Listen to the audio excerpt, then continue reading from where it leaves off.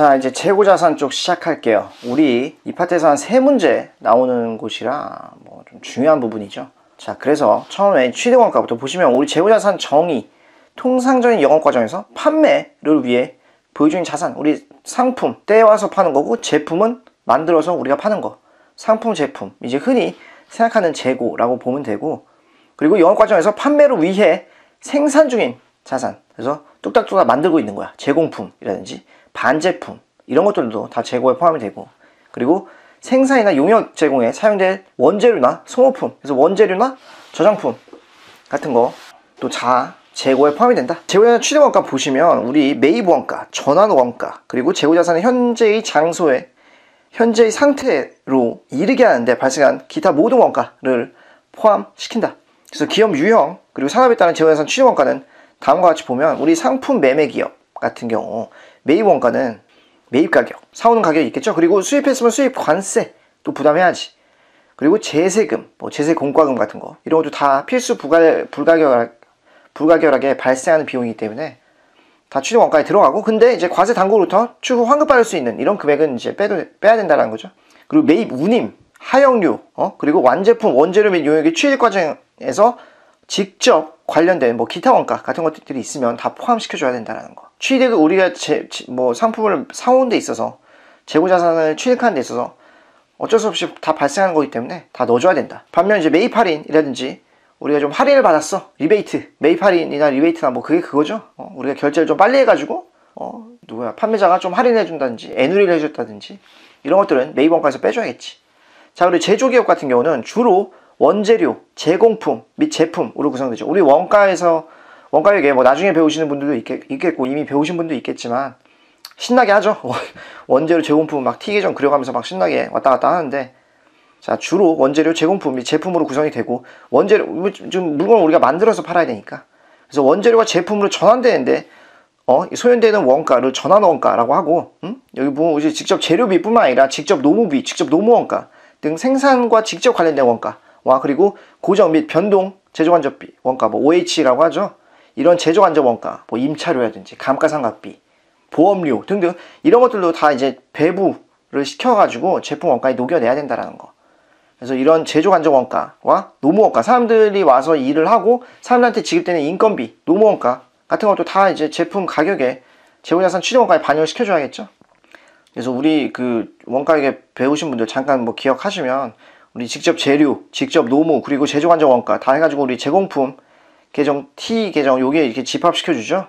이걸 이제 총 제조원가라고 하잖아. 그래서 이거를 이제 완성된 부분과 완성된 부분 제품으로 넘어가는 거고, 그리고 기말 제공, 완성이 안 됐으면 기말 제공품으로 남아있는 거고, 뭐 이런 거 뭐 배우신 분들이 있으시면 그냥 잠깐 떠올리시면 될 것 같아요. 그래서 이런 직접 재료원가 뿐만 아니라 직접 노무원가, 제조간접원가 이런 것도 다 제조기업의 재고자산에 포함이 된다라는 거고, 자, 생물자산에서 수확한 농림업 수확물이 취득원가, 우리가 뭐 돼지를 키워, 아니면 나무를 뭐 키워, 이런 회사 같은 경우, 아니면 뭐 이렇게 닭 같은 거 키우는 회사들 있죠. 병아리 키워서 병아리 가져와서 닭으로 만들어서 치킨은 결국에 이제 치킨의 원재료가 되는 닭을 키워내는 이런 재고자산 같은 경우는 순공정가치, 그래서 공정가치에서 예상되는 처분 부대원가를 차감한 금액으로 측정해서 수확 시점에 최초 인식을 한다. 우리가 예를 들면 뭐 사과나무를 뭐 많이 키워서 사과를 재배하는 이런 회사라고 하면, 그럼 사과가 다 열렸어. 그럼 사과를 따겠죠. 그러면 그 판매되는 가치가 있을 테고, 판매하는 데 있어서 뭐 처분 부대원가 같은 것도 일부 발생을 하겠죠. 그래서 그 순공정가치를 측정을 해서 수확 시점, 우리가 사과를 딸 때 그때 최초 인식을 한다 라고 뭐 좀 가볍게 체크하시면 되겠고, 자, 그리고 기타 원가 같은 경우는 재고자산의 현재 장소에 현재의 상태로 이르게 하는데 발생한 범위 내에서만 취득원가에 포함된다. 뭐 예를 들면 특정한 고객을 위한 비제조 간접 원가 또는 제품 디자인 원가를 재고자산의 원가에 포함하는 것이 적절할 수도 있다. 그래서 어떤 뭐 특정한 어떤 VIP 고객 같은 경우를 예를 들면 좋을 것 같아요. 어떤 큰손 고객, VIP 고객이 있는데 제조 간접 원가는 아니지만 근데 그 특정한 고객을 만족시키기 위해서 들어가는 비제조 간접 원가 같은 게 있을 수도 있고, 또는 제품 디자인 원가 같은 것도 제품 재고자산의 원가, VIP 고객을 위한 우리가 뭐 특별한 어떤 그런 옷을 만드는 이런 회사다라고 하면 제품 디자인 원가라든지, 또는 비제조 간접 원가, 뭐 VIP 룸을 운영해 이런 것들 또 재고자산의 원가에 포함하는 것이 적절할 수도 있다는 거예요. 자, 그러나 다음의 원가는 재고자산 취득원가에 포함할 수 없어. 그리고 발생기간 그냥 비용으로 떨어버려야 된다는 거. 그래서 보면 우리 재료원가, 노무원가, 그리고 기타 제조원가 중 비정상적으로 낭비된 부분이다. 낭비된 원가는 이런 거는 제 원가성이 있다라고 보기 어렵죠. 이거 원가 회계에서도 나온 내용인데 거기랑 같은 맥락으로 좀 이해를 하시면 될 것 같아요. 미리 이미 원가 쪽 배우신 분들을 위해서 잠깐 말씀드리면, 자, 그리고 후속 생산 단계에 투입하기 전에 보관이 필요한 경우 이외의 보관 원가. 후속 생산 단계 투입하기 전에 우리가 제공품 만들고 있어. 원재료를 사와서 제공품 프로세스 1, 프로세스 2, 제공품 1, 2로 해가지고 결국에는 이제 제품으로 만드는데 후속 생산 단계에 이렇게 우리가 계속 투입을 시켜줘야 되잖아요. 근데 이런 경우에 보관이 필요했을 때 그 보관 원가 또 재고자산 취득 원가로 포함되는 것이 적절하다. 근데 이런 후속 생산 단계에 투입하기 전에 보관이 필요한 이외의 보관 원가 같은 경우는 예를 들면 매입 후 보관 단계에서 발생한 보관 비용, 그냥 매입하고서 후속 생산 단계에 투입하기 전에 어떤 보관이 필요한 이런 게 아니라 그냥 보관하고 있어. 이거는 재고로 쓰인다라기보다는 그냥 단순히 보관하고 있는 거기 때문에 이러한 원가는 단기 비용으로 인식해야 된다는 거지. 재고자산으로 볼 수 없다라는 거예요. 그래서 후속 생산 단계에 투입하기 전에 보관이 필요할 때 이런 경우에는 원가로 보고, 그게 아니면 그냥 단기 비용 떨어버려라 라는 거고. 자, 3번 보시면 재고자산은 현재의 상태로 이르게 하는데 기여하지 않은 이런 관리 간접 원가, 그냥 관리비, 판관비 같은 거는 그냥 비용 처리하는 거지 재고자산으로 포함시키지 않죠. 재고자산은 우리 위에서 본 거 있잖아. 우리 VIP 고객 얘기했을 때 VIP 고객을 위해서 우리가 좀 라운지도 운영을 하고 좀 근사하게 하는 거, 이런 것들도 재고자산에 포함하는 게 적절할 수도 있어. VIP 고객이 되게 까다로운 사람이고 하다 보면 그런 VIP 라운지를 운영하는 게 제조 원가는 아니잖아요. 하지만 이런 것들도 재고자산을 현재 상태에 이르게 하는데 기여했다면 원가성이 있다라고 보고 재고자산에 포함할 수 있는 거고, 근데 반면에 단순히 그냥 관리비야, 이런 경우에는 재고자산에 포함하지 않는다라는 거.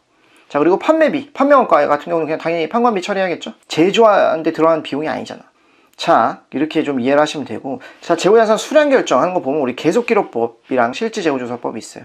계속기록은 매입과 판매, 우리 재고자산 T 계정에서 매입과 판매를 계속해서 기록하는 거야, 둘 다. 판매도 계속해서 기록하는 거야. 그러면 우리 재고를 매입 매출할 때마다 수량을 계속해서 기록하면 장부상 언제든지 재고 수량 파악을 할 수 있겠죠. 10개가 있고 90개를 샀어. 그럼 우리가 20개를 팔았으면 80개가 기말에 남아있구나.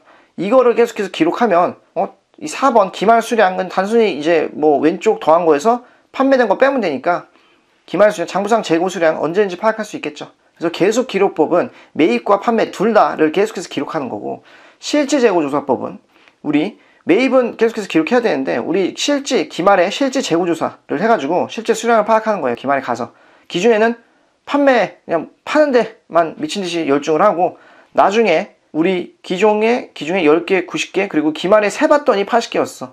그럼 판매된 게 20개라고 나중에 도출을 할 수 있겠죠. 그래서 판매 수량이 이게 왜냐면은 파는 게 어느 회사나 중요하잖아. 그러니까 판매할 때마다 이렇게 기록하는 건 번거롭고 그냥 판매에 올인하는 거야. 판매에 올인하고, 그리고 나중에 기말 가서 실제 남아있는 거 세 본 다음에, 그리고 그 숫자를 토대로 요거 3개를 알면 판매된 수량을 나중에 도출할 수 있으니까. 그래서 실질재고조사법은 기말 수량을 실질재고조사를 통해서 수량을 파악하는 거다. 자, 그래서 정기적으로 실질재고조사를 통해서 수량 파악하는 방법으로 입고 기록만 할 뿐 출고 기록, 이 판매에 대한 기록은 하지 않아. 그래서 단기 판매 수량은 실질재고 요거를 한 다음에, 그리고 기초 플러스 매입 마이너스 기말 수량으로 일괄 파악을 한다라는 거예요. 그래서 실질재고조사는 이거 실질재고 한 다음에 실질재고조사를 통해서 파악하고, 판매 수량은 가장 나중에 나온다는 거고, 계속 기록은 매입, 판매 둘 다 계속해서 기록해서 기말 수량을 언제든지 장부상 수량을 파악할 수 있다는 이런 특징이 있죠. 자, 그래서 숫자를 일부러 이렇게 써놓은 거예요. 우리 처음에 기초 있고 매입 있고, 계속 기록에서는 판매도 계속 기록하니까 이 왼쪽 1, 2번에서 3번 빼면 우리 기말 수량이 나오겠죠. 그렇게 되는 거고, 실질재고조사는 우리 기초 매입 이것도 왼쪽 합친 거에서 실질재고조사를 통해서 실질 수량을 파악하고, 이게 그래서 3번이고 판매 수량은 4번으로 제일 마지막에 계산된다. 자, 그래서 우리 문제들 한번 좀 같이 보시면, 우리 취득원가에 대한 설명으로 가장 옳은 거, 재고자산 현재의 장소에 현재의 상태로 이르게 하는데 기여하지 않은 이런 관리 간접 원가는 취득 원가에 포함하면 안 되죠. 그냥 관리비일 뿐이야. 그리고 재고자산을 현재 장소에 현재 상태에 이르게 하는데 기여하지 않았잖아.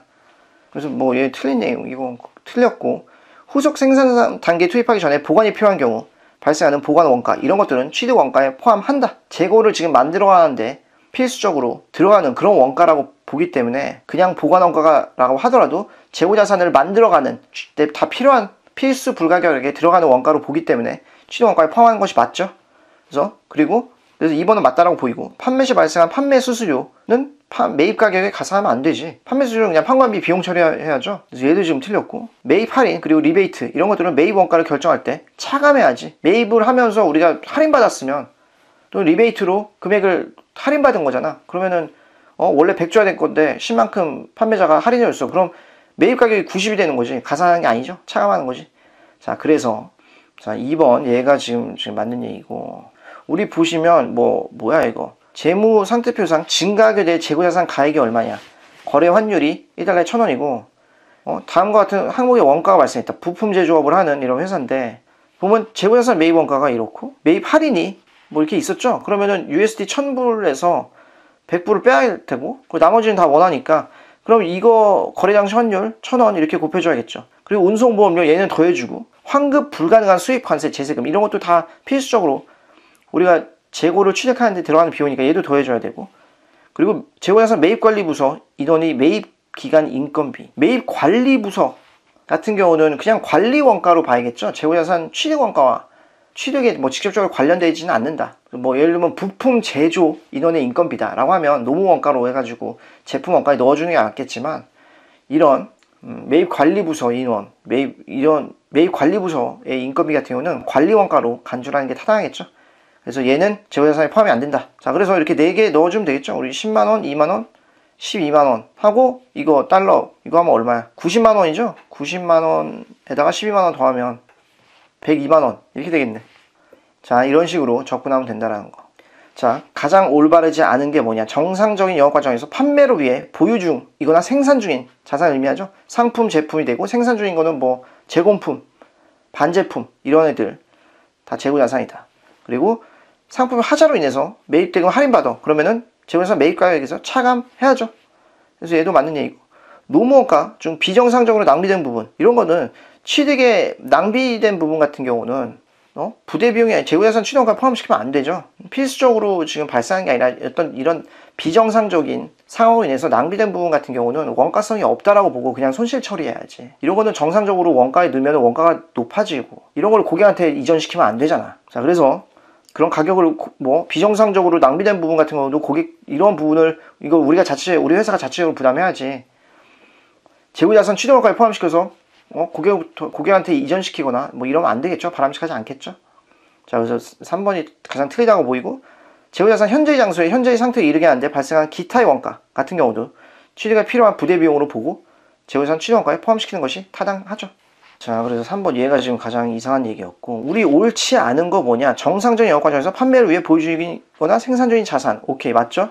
그리고 상품을 하자로 인해서 매입대금 할인받으면 매입가격에서 차감해야죠. 그리고 부동산 매매업을 영위하고 있는 기업이 보유하고 있는 이런 판매 목적 부동산 같은 경우는 재고자산을 분류하는 것이 맞죠. 주업이 부동산 매매업이니까, 우리가 주업이 제조업인데 부동산을 갖고 있으면 거기다가 공장 짓고 영업에 쓰기 위해서 활용하는 그런 자산은 유형자산으로 가지만, 이거는 팔기 위해서, 판매를 위해서 보유하고 있는 이런 부동산은 재고자산으로 분류를 하는 것이 타당하다. 그리고 생물자산에서 수확한 농립업 수확물, 사과 같은 거, 사과나무에서 자란 사과나무, 사과 같은 경우는 재고자산은 순공정가치와 사용가치 중 큰 금액으로 측정하여 수확 시점의 최초 인식, 여기는 좋아. 근데 순공정가치와 사용가치 중 큰 금액이 아니고 그냥 순공정가치로만 측정하죠. 사용가치 이거는 이제 유형자산에서 나오는 개념인데, 우리가 사용을 하면서, 우리 이거 지난번에 봤죠? 우리 유형자산을 보유하고 그리고 나중에 처분할 때 우리 기대되는 현금 흐름을 추정을 해서 이걸 땡겨와 그 현재 가치, 자산을 유형자산 같은 걸 팔아버릴 때 우리한테 유입될 그 미래 현금 흐름의 현재 가치를 사용가치라고 해요. 그래서 이건 유형자산 쪽에서 나오는 개념이지, 우리 생물자산, 이 수확물로 구성된 재고자산은 순공정가치로 측정한다라는 거.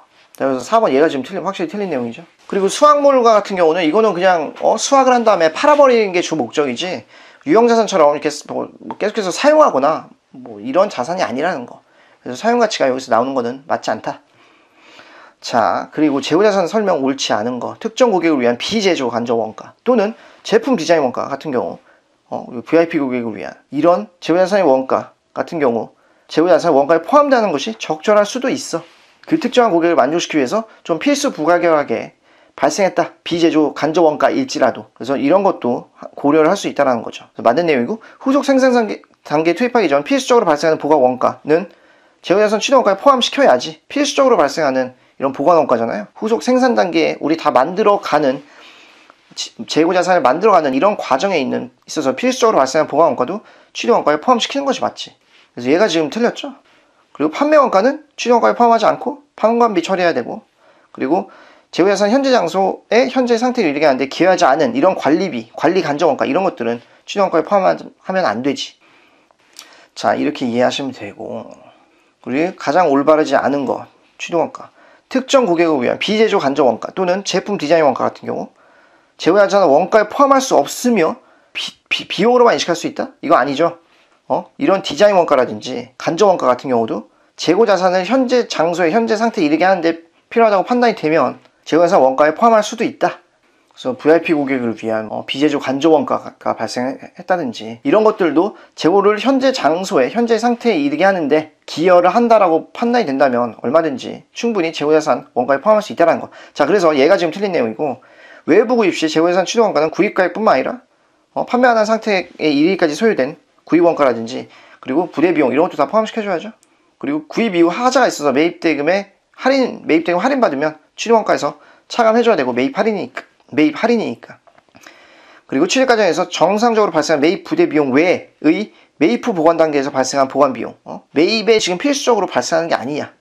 그리고 비효율적 사용으로 인한 지출 이런 것들도 비효율은 우리가 손실 처리해서 관리를 해 나가야지 재고 취득 원가에 포함시키면 바람직하지 않다. 그리고 포함시켜서도 안 되고. 자, 그래서 우리 1번 얘가 지금 가장 틀린 내용이었죠. 자, 이렇게 보시면 되고 7번 보시면 가장 올바르지 않은 것 수량 결정 방법에 대해서 계속 기록법에서는 장부상의 재고 잔량을 기말 재고 수량으로 결정한다. 뭐지? 세모할게요. 계속 기록법에서는 기중 언제라도 장부상에서 재고 수량을 파악할 수 있다. 그죠? 우리 T에서 기초랑 매입 그리고 판매 이거 두 개를 계속해서 관리를 하니까 계속해서 기록하죠. 그러면 이 기말 재고를 언제든지 파악할 수 있죠. 그리고 실질 재고 조사에선 실질 재고 조사를 통해 기말 재고 수량을 파악하므로 재고장의 입고 기록 및 출고 기록을 일절 수행하지 않는다. 이렇게 되면 이건 좀 딱 봐도 틀렸지. 왜냐하면은 기초, 매입, 판매, 기말인데 이 둘 다 입고 기록, 출고 기록을 안 하면 이 수량 파악을 어떻게 할 거야? 4개 중에 3개는 알아야 그래도 하나 숫자를 파악할 수 있겠죠? 그래서 입고 기록은 해야지. 입고 기록을 해야 요 3개를 알아야 입고 기록은 하고 어떤 방법이 됐든 기초와 매입한 거에 대한 데이터는 있어야 된다. 그리고 실질 재고 조사에서는 우리 기말 요거를 이제 확정시킴으로써 판매 수량을 확정시키는 거다. 자, 그래서 3번 얘가 지금 확실히 틀렸죠? 그리고 실질에서는 기말 재고를 먼저 확정한 다음에 판매 수량을 계산한다. 우리 방금 전에 얘기했던 거고. 그래서 4번 얘도 맞고 1번 보시면 계속 기록법에서는 장부상의 재고 잔량을 기말 재고 수량으로 결정한다. 그래서 이게 뭔 말이냐면 우리 매입과 판매 수량을 계속해서 기록하잖아요. 계속 기록법에서는. 그럼 기초에서 매입 더하고 판매 수량을 빼면 이 기말 수량이 나오겠지. 얘가 이제 장부상의 재고 잔량이 되겠죠. 그래서 얘가 기말 재고 수량으로 결정이 된다라는 거예요. 어차피 기초랑 매입, 판매 수량을 요거 3개를 아니까 뭐 요거는 왼쪽에서 오른쪽 위에 거 빼면 그냥 나오는 거죠. 근데 계속 기록법에서는 이거를 굳이 뭐 안 센다라는 거지. 자, 그래서 3번이 가장 지금 틀렸죠. 그리고 수량 결정 방법에 대한 설명으로 옳지 않은 것은 계속비율법에서는 장부상의 재고 잔량을 기말 재고 수량으로 결정하죠. 기초에서 매입 더하고 판매 빼. 그러면은 장부상 기말 남은 거 장부상의 재고 잔량이 되겠죠. 그리고 계속비율법에서는 입출고 시 매입 수량 그리고 판매 수량만을 기록하기 때문에 기중에는 장부상의 재고 수량을 파악 못해? 아니 파악 언제든지 가능하죠. 여기 매입 기초는 당연히 안다라고 치고 매입 그리고 판매 수량 계속 기록하니까 기중 언제든지 재고 수량 파악할 수 있죠. 자, 그래서 2번 얘가 지금 확실히 틀렸지. 그리고 실질 재고 조사에선 실질 재고 조사를 통해 기말 재고 수량을 파악하며 재고장에 입고 기록만 할 뿐 출고 기록은 수행하지 않죠. 입고 기록은 해야 돼. 어떤 방법이든지 간에 입고 기록은 해야 되고, 이제 오른쪽 거에서 판매된 거를 먼저 구하냐 기말 재고를 먼저 구하냐 이 차이죠. 그래서 실질 재고 조사에서는 출고 기록을 안 하고 그냥 기말에 남는 거를 센 다음에 출고량을 파악하는 거다. 그리고 실질 재고 조사에서는 기말 재고 수량을 먼저 요걸 먼저 확정하고, 그리고 위에 있는 단기 판매 수량을 계산한다 라고 맞는 내용이죠. 자, 이런 식으로 파악을 하면 된다. 자, 그래서 잠깐 쉬었다가 계속 할게요.